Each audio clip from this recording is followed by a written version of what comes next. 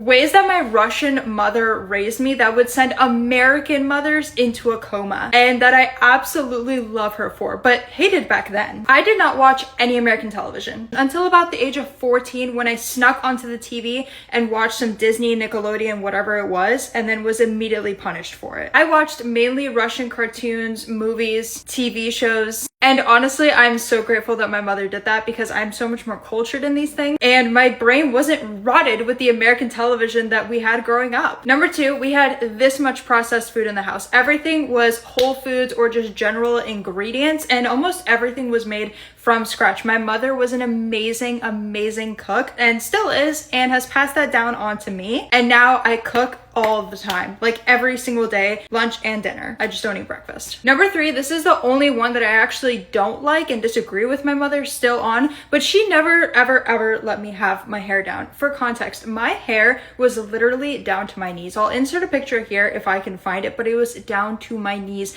And something about that was horrifying to my mother to be out in public, so she always made me wear a ponytail. And now I feel like I have a ginormous forehead because of it. I don't know. I like my forehead, but y'all always make fun of my Megamind forehead, and I feel like it's because I always wore a really tight ponytail. So that is the one thing I disagree with my mother on. Number 4, and this I really agree with her on, I rarely had sleepovers and play dates. I had one really good friend at a time. I think I had a total of 3 really good friends over my childhood, and it was always separate, and sleepovers were almost non-existent. I think I had a total of 10 sleepovers my entire childhood. Unless my mom vetted these parents back and forth and knew them like the back of her hand, I was not going over to their house. We could stay over at my house and hang out over at my house, but again, not too often. I grew up in a very closed house, and if you haven't heard of open house versus closed houses, look into it, but mine was a very closed house. And honestly, there are pros and cons to this. It's a lot harder for me to socialize nowadays because I didn't really have a social life growing up, but I think that's also just me as a person. And last one,